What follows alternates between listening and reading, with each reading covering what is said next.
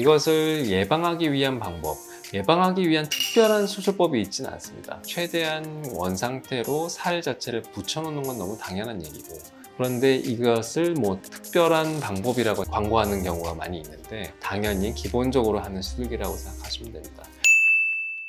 안녕하십니까, 뷰티 성형외과 원장 이호빈입니다. 오늘은 이제 저번에 말씀드린 윤곽 수술 후에 생기면 안 되는 그런 부작용 중에서 오늘 말씀드린 거는 처짐에 대한 내용인데요. 모두들 이제 가장 환자분들이 궁금해하시고 처질 수 있기 때문에 그거에 대한 두려움으로 윤곽 수술을 안 하는 사람도 상당히 많거든요. 그것 때문에 고민을 많이 하시는데, 저번에 말씀드렸다시피 어느 정도 뼈가 줄었을 때 남아있는 살이 살짝 처져 보일 수 있다. 그거는 어쩔 수 없습니다. 그렇지만 정말 지나치게 처져 보인다든지 이중턱이 확 생겨버린다든지 아니면 확 꺼져버린다든지 너무 심한 경우에는 이게 생기면 안 되는 부작용에 해당이 되겠죠.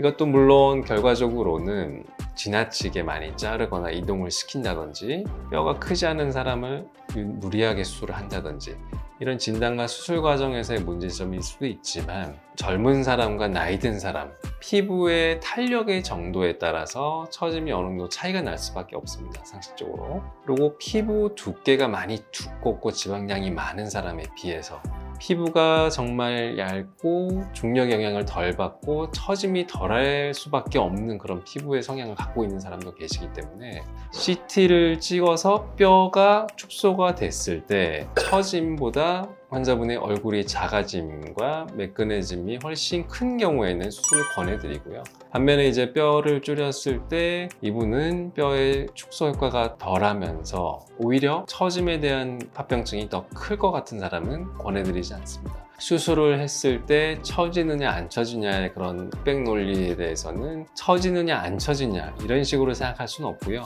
본인이 살성이라든지 뼈의 크기, 뼈를 얼만큼 줄이느냐에 따라서 환자분들의 처짐이 어느 정도 다 변동이 온다고 생각을 하시면 되고요.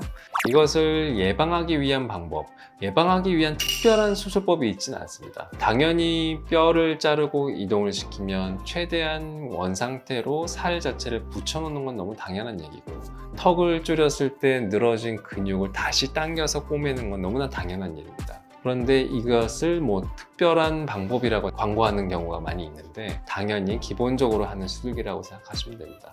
그래서 환자분들께서는 도움이 될 수 있는 말은 어느 정도의 처짐을 감수할 수밖에 없는 그런 수술이긴 하지만, 지나친 꺼짐이나 지나친 처짐이 발생된 상황은 수술을 했을 때 해당 원장들의 정확한 설명과 처짐과 꺼짐의 가능성이 얼만큼 되는지, 많은 큰 효과를 원하는 경우에는 그에 따른 처짐과 꺼짐이 발생할 수 있다는 것을 반드시 염두에 두시고, 이것을 예방하기 위한 특별한 수술법, 나만의 특별한 수술법 이런 거는 존재하지 않으며 수술을 기본적인 수술기를 가장 정확하게 진행하고 무리하게 자르지 않고 무리하게 이동을 시키지 않는 것만이 유일한 처짐의 해결책이라고 볼 수가 있을 것 같습니다.